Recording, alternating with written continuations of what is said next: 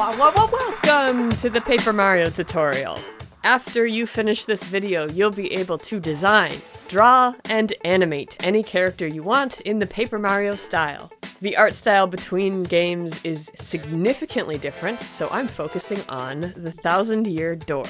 By the way, promotional art for the games doesn't match the actual style, so be careful if you use those as reference, even though it would be amazing to get a Paper Mario game like this. We'll be doing everything in 2D. Use your programs of choice. This tutorial isn't specific to any one program.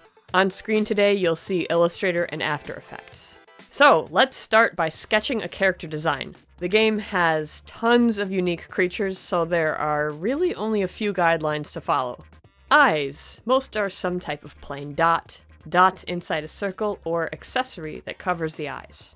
Mouth. Some characters have one, some don't, and some only have a mouth when talking. Arms tend to be stubby, an upper part, and a hand.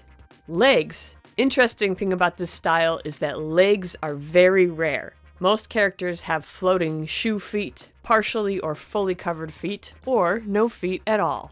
So because of the variety of species in Mario, it really helps if there's something in-game that looks even a little like what you want to make. For instance, humans will be similar to Mario, Luigi, Peach, or one of the other humanoid characters. A mouse could be this, or this, or this. So if you wanted to do a tiny wolf and use Miss Mouse as an inspiration, bam! Then you also have an idea of what its animations would look like. Waluigi's mouth is inspired by Flavio. When he talks, it'd be animated like this. That's the sketch. As we move to the next step, I'd like to thank this tutorial's sponsor, Skillshare.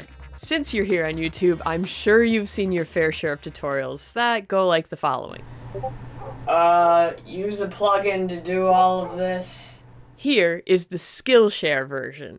For the class project, you'll be designing and animating a house from the ground up. You can create your own or use one of mine. Skillshare has thousands of classes, many of them specifically for artists and animators, plus all of the business stuff you need to know if you want to make art for money.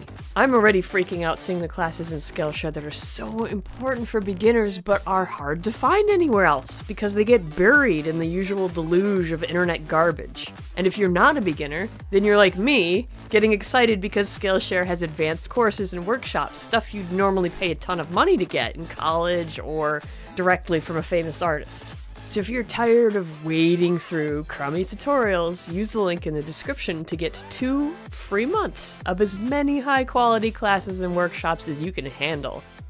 Okay, it's time to draw the Paper Mario puppet pieces. I'll be vectoring each piece to have better control over lines. Outlines are not black. Except for the eye pupils, every character part has a colored outline that is darker shade of the main fill color. This applies to things inside the body line too, so accessories get their own line. Lines taper, so the ends are sharp. Line thickness varies a lot. In some places, Luigi has thicker outlines than Mario. Bowser has pressure-sensitive lines, but the Punies have even thin lines. The general rule is the bigger the character, the thicker their lines. So characters of the same size have about the same type of lines. Details are thinner. There are rare no-outline exceptions. Mario and Luigi's overalls, hat emblem, white pattern on Yoshi's. So if an outline on your design is causing too much clutter, try removing it. Color your pieces. Probably the hardest thing about Paper Mario style is pieces have soft shading. On the edges of a piece, you'll have a hard highlight, but it's not a lighter color. The shadow is simply erased. If you're vectoring, use gradient fills and an interfacing stroke color to get this effect. For regular drawings, brush the shadow on and erase or transform. Pieces are done. Rig your character. Set the pivot points. Duplicate arms and feet. The first animation I'll show you how to do is a turn, because it's affected by how you rig your character. When Paper Mario characters turn around, they are not flat art. This would be wrong. If your program doesn't have 3D space, you can make a turn by squishing and skewing your art. The art will be flat, but honestly, only people who've watched this tutorial are likely to know this is what a style-accurate turn looks like. The fastest way to properly set up a turn is to slightly space out key pieces on the Z-axis. Too much and limbs will fly off. Most professional 2D animation programs have a 3D multiplane feature you can do this in. Free ones generally do not.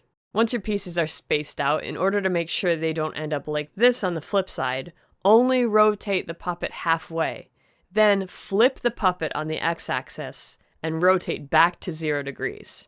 Adjust the starting angle of the rotation's second half. Add easing. To flip the other way, reverse the keyframes. Every character has a unique idle animation. Most characters with feet rock up on their toes.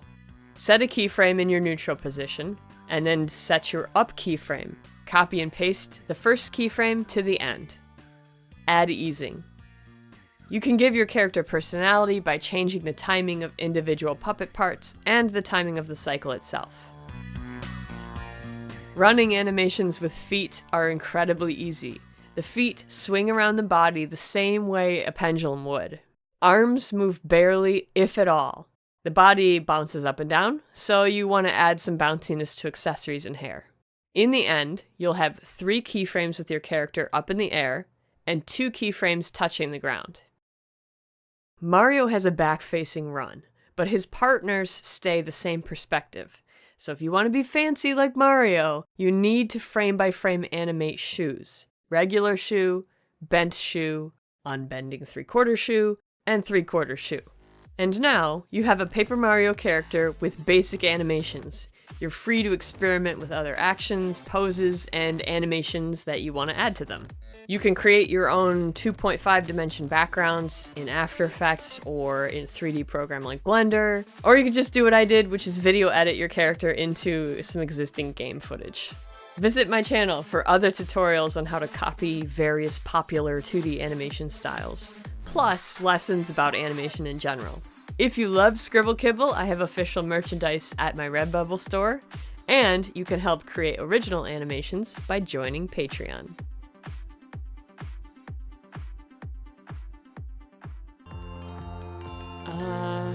Oh gosh, that's horrifying. It's like pink teeth. I don't think it's supposed to look like that.